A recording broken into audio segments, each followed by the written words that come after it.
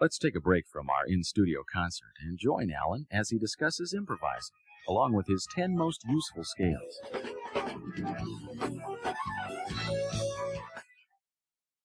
Well, I guess in the beginning I wanted to learn how to improvise. I was always interested in that.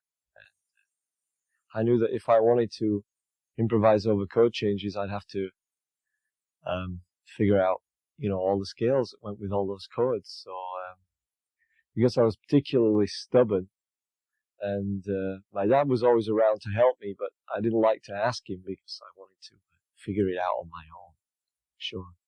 But so I guess I started out trying to figure everything out by using math.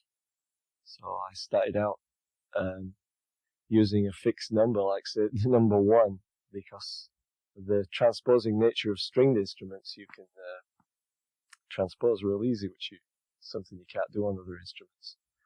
So I figured if I just started out with, say, 5-note scales, then I could take, just permutate them all, like 1 through 5, then 1, 2, 3, 4, 6, 1, 2, 3, 4, 7, etc., through to 12.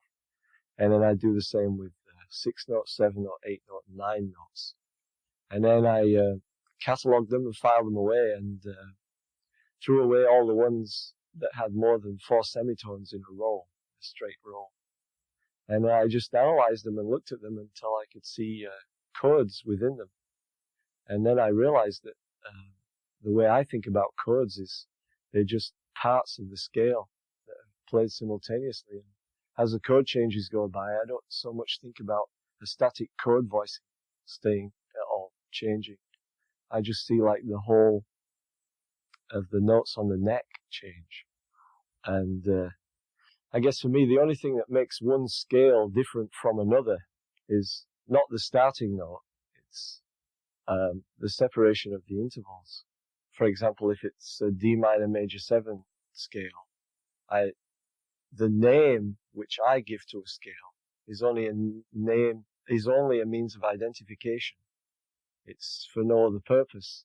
So when I think of that scale, I don't think of it as starting on D. I think of it as it starts at the lowest available note on my instrument, which would be an E, and the highest available note, which would be another E, the high E. So that's basically how I think of scales. What I've done is I've figured out what I would say would be 10 really usable scales that you could use for playing over most anything. And there are plenty more, believe me, but these I think are the most usable ones. What you see here is all the notes of a C major scale all at once from one end of the guitar to the other. And that's basically how I see scales. I see them from the lowest note to the highest note. I don't have a different name for a different scale that starts on any one of these notes, which there is. You can practically name any scale, come up with a different name from any note that you can start on. But for me, for the way my music is, it didn't really help. It was kind of a hindrance, really. So I abbreviated it to these symbols. And this first one, which means really like a D minor with a natural 6 to me. So that's what this is.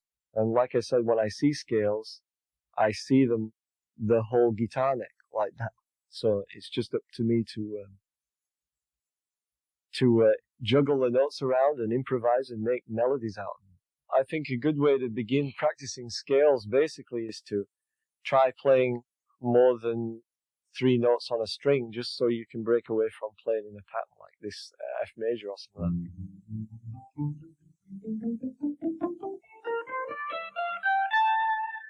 And just start thinking of it more like that. That way you end up in different parts of the guitar. You can start on the low F and end up on a high A or something. I guess the only thing I can say to help maybe people think about how to look at the whole fingerboard as one and kind of juggle it around is to, if I played something real simple from like just a C major scale, just to maybe you could see that it could go an awful lot further than this.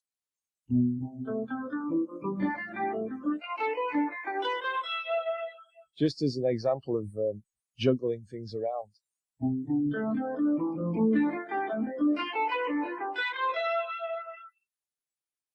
This is a D minor major 7 scale.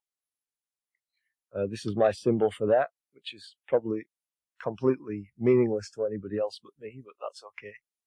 And what I'm going to do later, actually, and also in the booklet, is to show you how you can find codes in amongst all this. Because, like I said, I see the whole thing from top to bottom. So I can see these chord shapes in there, you know, like an A augmented chord. Of course, the minor major 7. But I guess we'll go into that in more detail in the booklet. All of these scales that I've given here are not the same scales with different names. They're actually different based on the fact that they have different interval permutations. So this scale is an A minor major 7 and a flat 6. This is my symbol for that, which of course again is completely meaningless to anyone but me. But this is that scale. This scale is what I call a minor major 7 with a raised 4th. And I like this scale a lot. Some people refer to it as a harmonic major scale. Like if I played this in E, which I used in one tune from a while ago on the old IOU album, there was an E pedal section in a tune called Letters of Mark. It was based kind of on this scale, really. And I've heard some people call that scale a B harmonic major, but for me, like I said, I always relate them to the closest minor in my head, if there is anything in my head. This is the crazy symbol that I use for that, and the chords I was talking about were just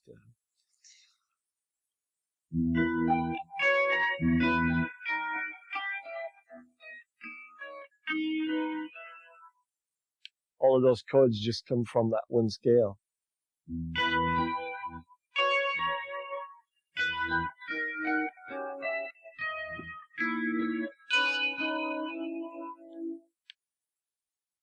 This next scale is a symmetrical scale. It's just what I call a double diminished scale. I think most people just refer to it as diminished scale. So it's just this one. The actual name for it is usually a half step away from the name that I use, because I always think of this scale as being related to an altered dominant chord. For example, if I played this scale, which is essentially these notes,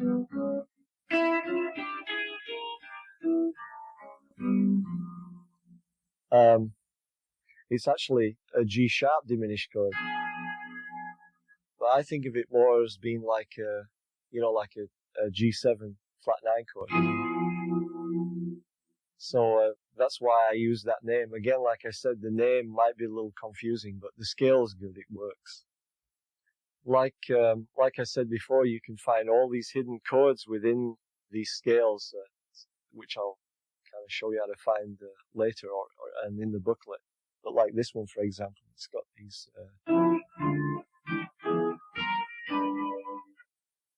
This scale's a very usable scale because it's very easy to disguise, but at the same time, if you play it in certain other ways, it's too recognizable and sounds pretty lame.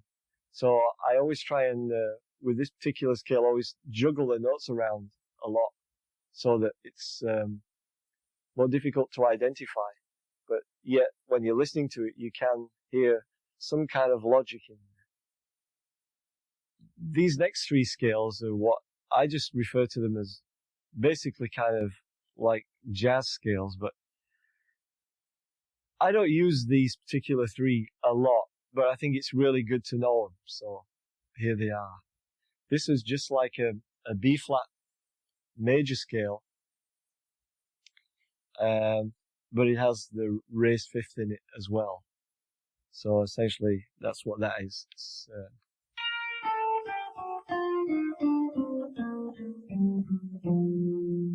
those are the notes in that. This scale, I guess, again, this is my crazy symbol for it. and I just call it a C dominant 7 scale. It's basically just like a regular C major scale, but it has the flat 7 in it as well, so it's just like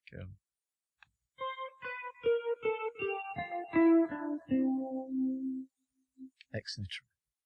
In terms of trying to communicate it, I think I'd call it a jazz minor scale. It's just in this particular key, it's in B minor, and it has the natural 7 and the raised 7 in it. This is the second of the minor jazz scales.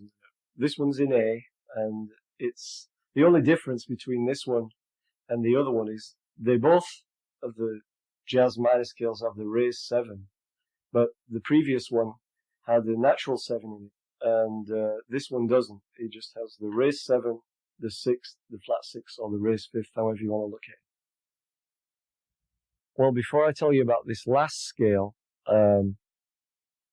there's obviously a lot of scales, and the thing is that a lot of them that I've experimented with don't complete themselves in 1 octave. They take 2 octaves and sometimes 3. But rather than trying to get into those right now, is this particular scale I've used quite a lot as a scale to modulate from one chord to another, or because it's a symmetrical scale, so it has a sound that you can recognize when you kind of hear it. And I'm not sure how you go about naming what key it belongs to. But for me, I think of this one as basically like a C minor, because a C minor, an E minor, or an A flat minor, because here you've got like the A flat minor and an A flat major triad, an A flat, a G minor and a G major triad at the same time. But as you can see, it's a perfectly symmetrical scale, so you can have some fun with that.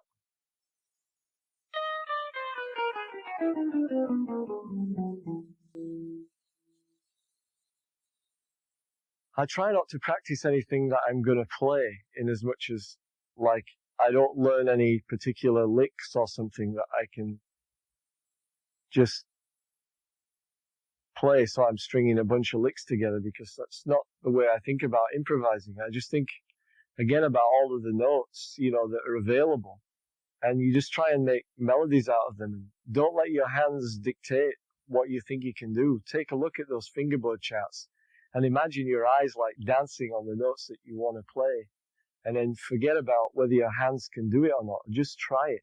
Like I said, a name is only to transmit the information or to communicate it to someone else.